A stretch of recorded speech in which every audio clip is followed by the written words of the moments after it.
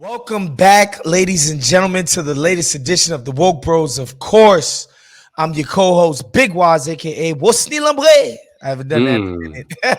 yeah, Joined as always, man, by my brother on the west side, Nando Vila. What's up, bro? feeling good, feeling good. Excited to be potting. We hung out on Sunday. That was great. That was amazing. Grab some drinks over Some in Venice. drinks, some tapas. It was great. Yeah, yeah, It was yeah. Hell yeah. fantastic. On today's show, last week we talked about the bloodthirsty corporate media, and whenever there's even a whiff of possible war, their proverbial dicks get hard and they all circle jerk about it. And obviously, this Ukraine Russia thing is no different. But Ryan Grimm of The Intercept, who I really love and fuck with, he's Yeah, one of the good ones. yeah. He circulated a clip via his Twitter. It's just a mashup of a bunch of crazed, depraved media people like, well, why aren't you doing this? Why aren't you doing that? Blah, blah, blah, blah. It's so absurd. So we're going to share that clip with you and just sort of react to it. Also on today's show, Joe Biden, just kidding. President Joe Biden happens to be President Brandon. President Brandon happens to be on a nomination spree of a lot of black judges, but also a lot of judges that don't come from the typical places that they usually come from, right? Like these aren't people with Supreme Court clerkships or people from Harvard and Yale, and in many cases some of them are, but in a lot of cases people from backgrounds actually representing the little guy, which means that they actually have a perspective of the little guy. And we're going to get into that a little bit because I think it's kind of interesting what he's doing at all levels of the court, because some people would argue that's probably what he's doing best at right now during his presidency. But first up, Nando, it's been months, I feel like, since we talked about the real president, Joe Manchin. And he's back in the news because he's blocking a federal reserve nomination of Joe Biden. It's a woman named Sarah Bloom Raskin. She's worked at Treasury. She's basically an insider. She's on the team. Is all you need to really know about this woman. She isn't some radical crazy that Joe Biden has decided he's going to pander to the tree hugging libs and the crazies. She's an insider who has publicly shared the opinion that financial services industries need to plan for the inevitable. This isn't just, some kind of, I don't know, Nando, some like opinion of something or whatever. Like it's the inevitable effects of what climate change is going to bring to financial markets. She's somebody who thinks, well, financial institutions, as well as the Fed, should be planning for these inevitable catastrophic effects. This isn't radical. This isn't crazy. In fact, in her letter to Joe Biden, which I'm going to read to you guys after Nando's reaction here, she mentions that none other than those crazy hippies at the Defense Department have already started very similar planning, right? Like, because everybody knows what's coming. But of course, because Joe Manchin is a psychopath and, because the Dems are not very popular in West Virginia, and he can always score points for excuse me, betraying his own party and thumbing his nose at the president of the United States. And so Joe Manchin has decided that because it's very easy to score points on Democrats in his state, because he doesn't give a fuck about Joe Biden's administration or his agenda, and quite frankly, he loves the attention that he gets every time he does this, he's going to vote with the Republicans and he's going to strike this thing down, Nando. I don't know. This is more. Look, he's allowed Joe Biden to be president and nominate a bunch of judges and all of that stuff, which we'll get to. But this is more of the same from crazy Joe Manchin. Yeah, I mean, and I think the more depressing aspect about it is that it shows just how bleak the situation is when it comes to climate politics. Yep. Mm-hmm. Like, I mean, climate change is that thing that you don't want to think about. I don't want to think about it. No one wants to think about it because it's fucking bleak. I still haven't watched Don't Look Up because of that. Right. Yeah. I mean, that it is a natural human reaction, by the way, is that, you know, that there's this looming threat. I mean, it's in many cases, it's already here, like we've seen tons of climate disasters that are clearly driven by global warming, whether it's the, fires in California, hurricanes in the Caribbean, just crazy droughts in the Middle East, all that stuff. It's already here in many ways, but obviously the situation is going to get much, much worse. To the point where, like, by 2050, if nothing really radical happens, we're going to be looking at a pretty, pretty bad situation from a global humanity standpoint. And I think that there's often this mistake that even some climate activists make, but anyone who really cares about climate broadly, where it's like the problem is that not enough people care. That not enough people care. And the thing is that it's not that's not really the problem. The real problem is that mostly in the United States, there are no political avenues available to even do anything about it. You know what I mean? Like, this is just the latest example of how a Democratic administration with a Democratic Senate and Democratic House can't do even like something as small as nominating someone to the Federal Reserve, who once wrote an op-ed in the New York Times. And this was like the real problem, is that 2 years ago she wrote an op-ed in the New York Times where the headline was simply, "The Fed should not subsidize fossil fuel industries." Like, that's it. That was welfare for fossil fuel industries. Yeah, like literally public money to pump out more fossil fuels from the ground and create more greenhouse gas effect. So that's the reality. If people cared if people care a lot, but there's nothing for them to do, then the only thing you're going to drive them to is insanity, and despair. And this is just the latest example of something in which, like, the smallest, most basic thing is politically impossible in the United States. And that doesn't mean that you stop thinking about the climate or whatever, or that you stop being politically active, but it's understanding where the balance of power is, and that you have to shift the balance of power, broadly speaking, in the American politics dramatically, to even have a prayer of doing that. And we've talked about this all the time, that the way you do that, even if it's not necessarily a climate first strategy, but the way you change the balance of power away from corporate interests, which is what drives climate change, is through organized labor. Is like that. That is the best way to achieve a climate politics, even if the labor union doesn't really, think about climate change that much. Yeah, it's that changes the balance of power. Right. It's that there's enough concentrated power within the union that, the people who the union feel like they want to empower will have to do certain type of shit, because then you could be like, well, look, we want this climate shit too. And then they'll be like, all right, okay. Yeah, we want to stay in power. We want this thing. All right, cool. But you have to achieve that power base first before anything is happening, because there's just no political will for it. And again, it's not like Joe Biden is going to be severely repercussed in the opposite, right? Like, it's not like somebody's going to be like, Joe, you couldn't whip these people into shape. You didn't do enough climate policy. He doesn't give a shit either. No. The Dems don't give a shit. No, I mean, yes, there is some hatred, toward Joe Manchin from the libs.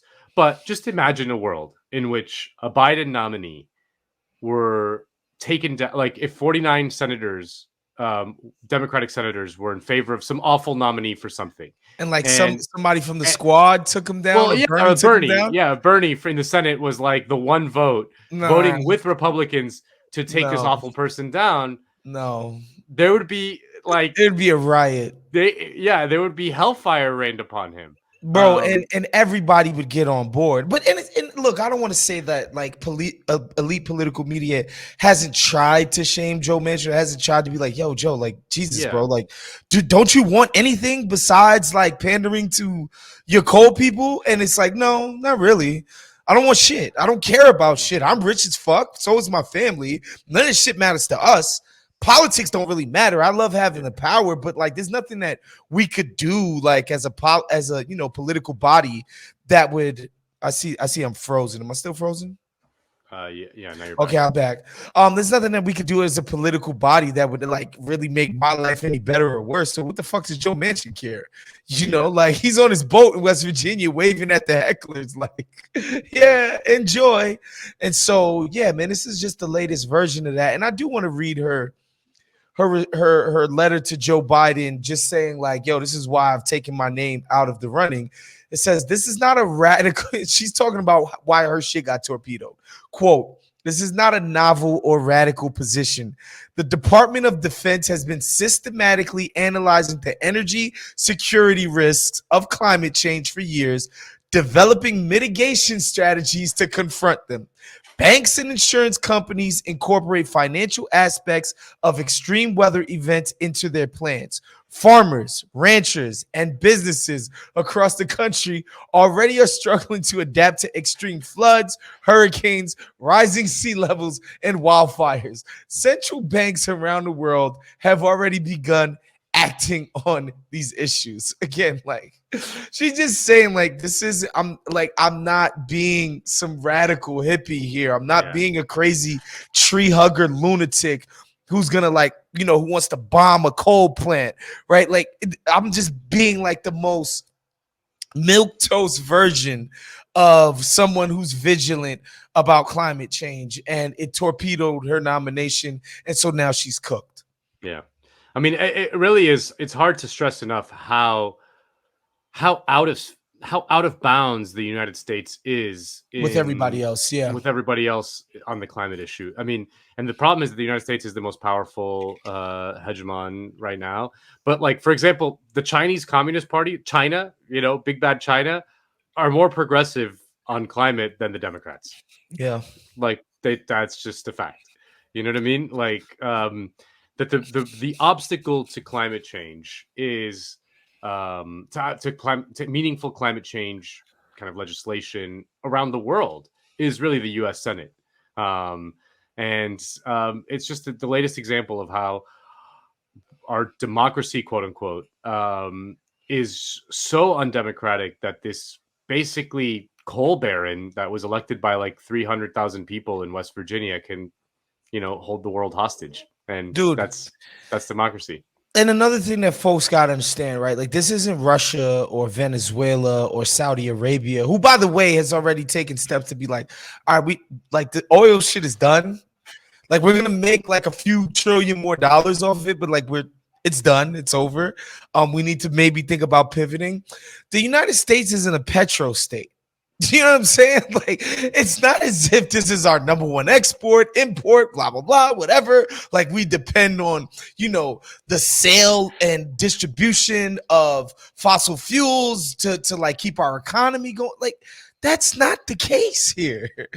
They're not the big bad, like, swinging dick in the American economy. They're just not. But yet they're able to just be like, no, we're never going to budge on this until like, literally we have to. And I think the only thing that would work is literally these other business interests ganging up on them, the other big American business interests, whether it be tech or whoever, like all these other people would have to be like, all right, guys, you guys got to get in line. Like, and you see it sometimes where Yeah, the corporate interests go against something that you wouldn't expect them to, like when they're going against the cops, and it's like Black Lives Matter and shit like that. Like, you'll see them do shit that you're just like, huh? Like, the fucking ruling class cares about Black Lives Matter, or the ruling class cares about equality, or the ruling class cares about like gay marriage. You see it every now and again. I don't see why they couldn't coalesce against something that matters to this magnitude, but whatever.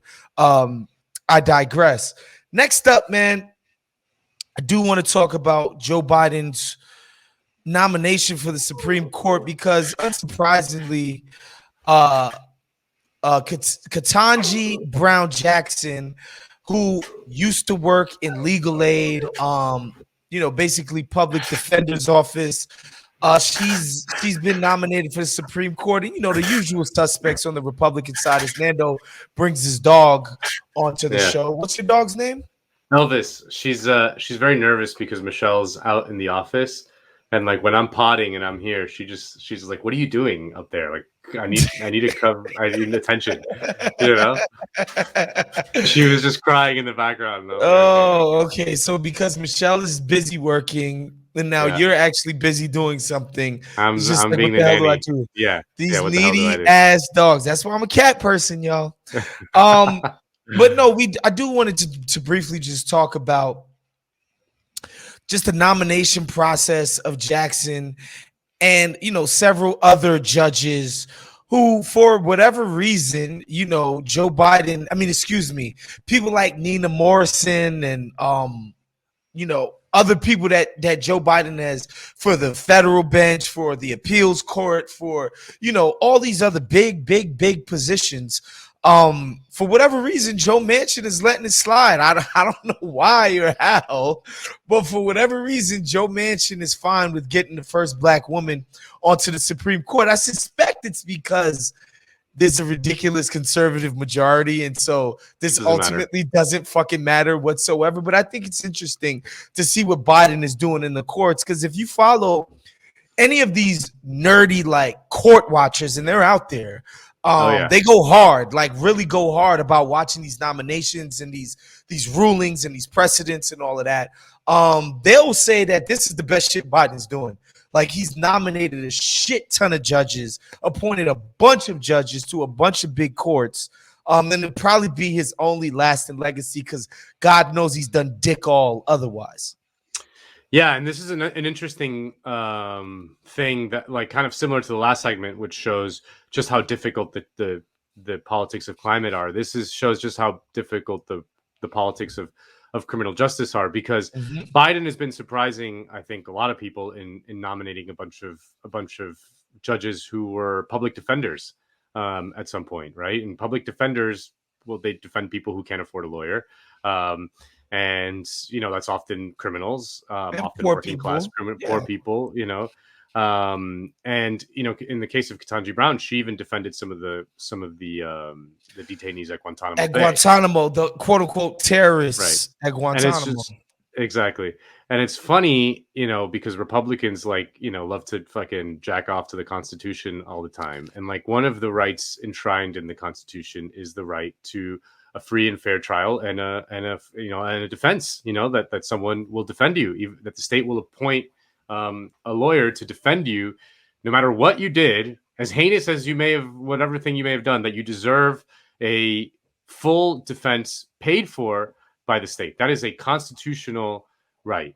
That is something that we believe. But in this nomination process, like, you watch their questions and they're like, "You defended this rapist, or you defended this child molester, or whatever." And it's like, yeah, I did. that's I'm a fucking public that's the defender. job. That's Yes. the fucking Constitution. Like, you're supposed to defend all these people, and all these people deserve a defense, like, no matter what the heinous crime is. This isn't Um, Saudi Arabia where you just get beheaded, Ted Cruz. Exactly. So they throw the Constitution out the window whenever they feel like it. Talking about Republican hypocrisy is like, as old hat as it could be, but Right. it is true. It's like, it just happens to be true that they are just disgusting hypocrites. And you look at this nomination process, and like, when Ketanji Brown was nominated, I saw a lot of people be like, "Yeah, she'll be approved easily," and I'm like, "Oh, have you guys been like Paying awake in attention the at last all. like 10 years of American politics? Like, Yeah. nothing like this is easy." Mm-hmm. Republicans have understood correctly that a source of their power is their ability to just, even if she was like basically a Republican, we're just going to stymie this as long as possible for whatever bullshit reason. And the fact that she's an actual kind of quote unquote progressive in the, about as progressive as a Supreme Court nominee can be, just tells me that like the opposition to her in the nomination process is going to be absolutely insane. Yeah. Like, it's going to be insane. Like, I don't see any Republicans going after this.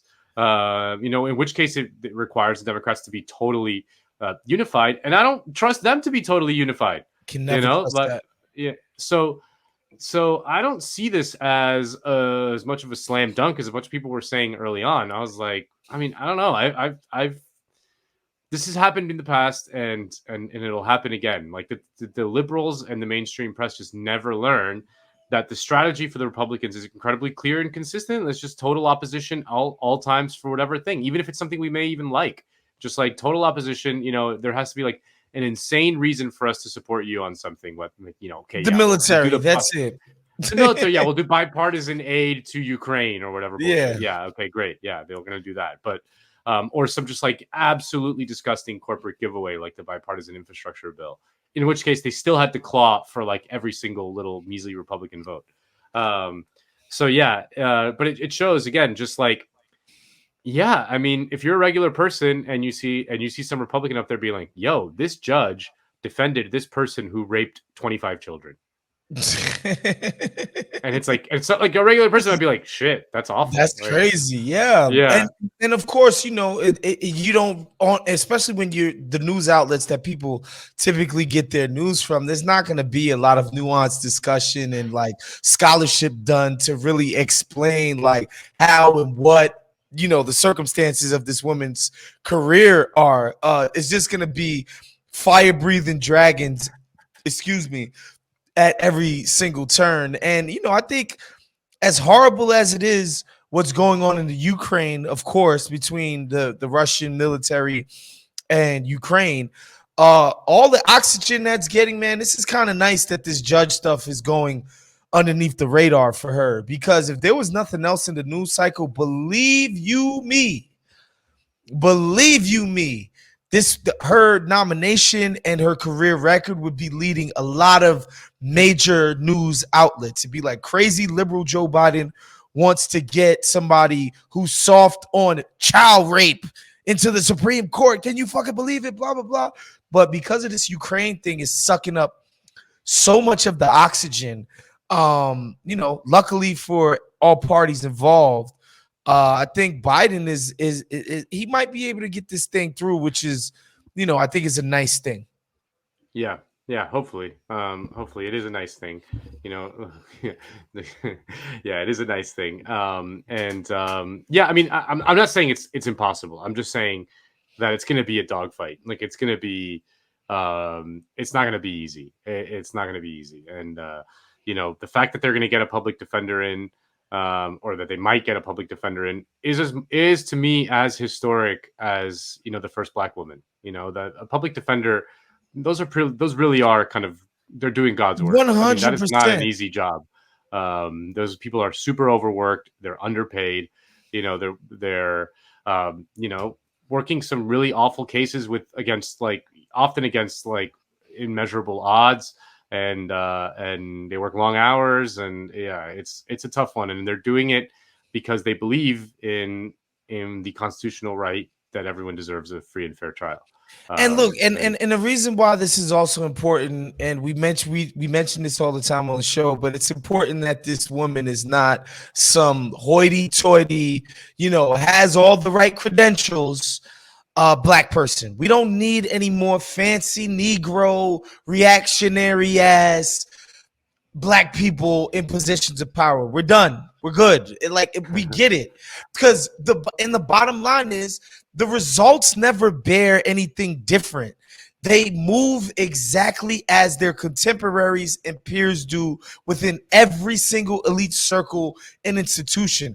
There are no radical Black people entrenched within the ruling class, right? Like it just doesn't fucking happen. And so I'm glad we didn't pluck this woman from, you know, 25 years in those ridiculously elite circles. Thank God, right? Like this seems to be somebody who has a grounding and a standing quite recently with very normal fucking people, you know, people who don't have MBAs, right? Like somebody who's Yeah. got some repartee with those kinds of people. And I think that's important, obviously, in a position as important as Supreme Court judge. Yeah, no, absolutely. We move on from from It's a good one. from some pretty decent news, but like I really and Sean is gonna add this in post, but I'm about to watch this again right now, Nando, Yeah, just so I can play watch it from 4 minutes. I'm playing it right now. Zelensky and other Ukrainian officials have made so clear that what they believe they need the most is more warplanes and fighter jets. So why is the U.S. assessing something different?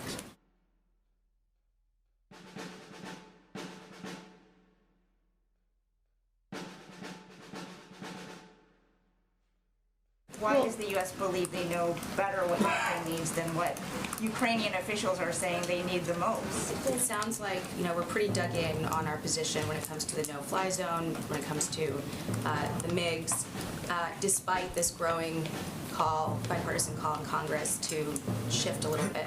So, to put it bluntly, is Zelensky wasting his time tomorrow asking for these things? President Zelensky is going to be speaking to Congress tomorrow. He's been pushing for fighter jets, a no-fly zone. You have to hear some of those same requests tomorrow as well. Has the administration shifted on that at all?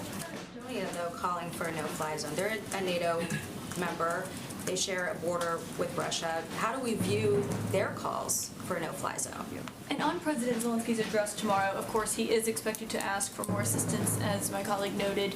A lot of the U.S. positions on that haven't changed, as you just said, when it comes to the no-fly zone.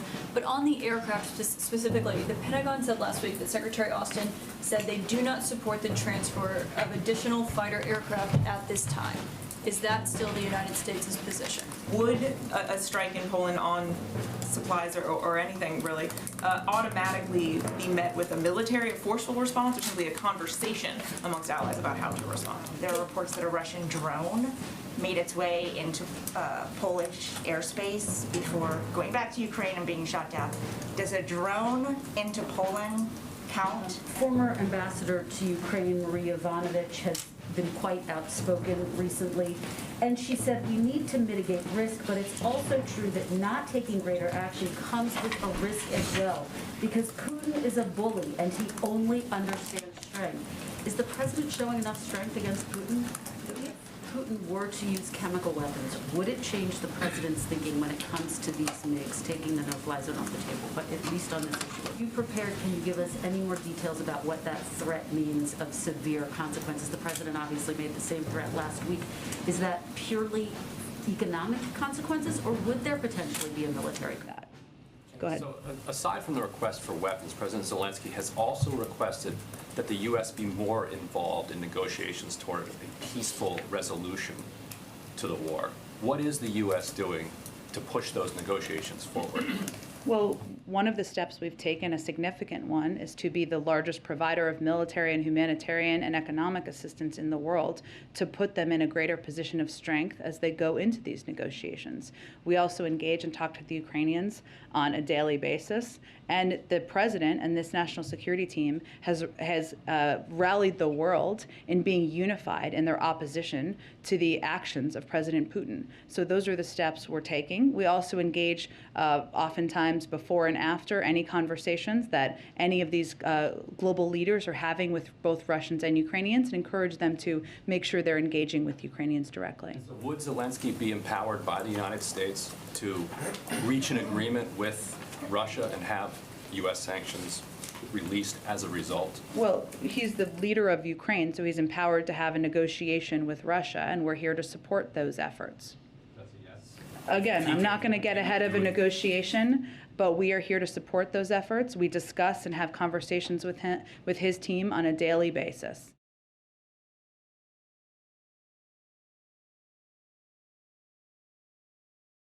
Bless Ryan Grimm, he's one of the good God ones. bless him, man. But yeah, I mean, that's incredible.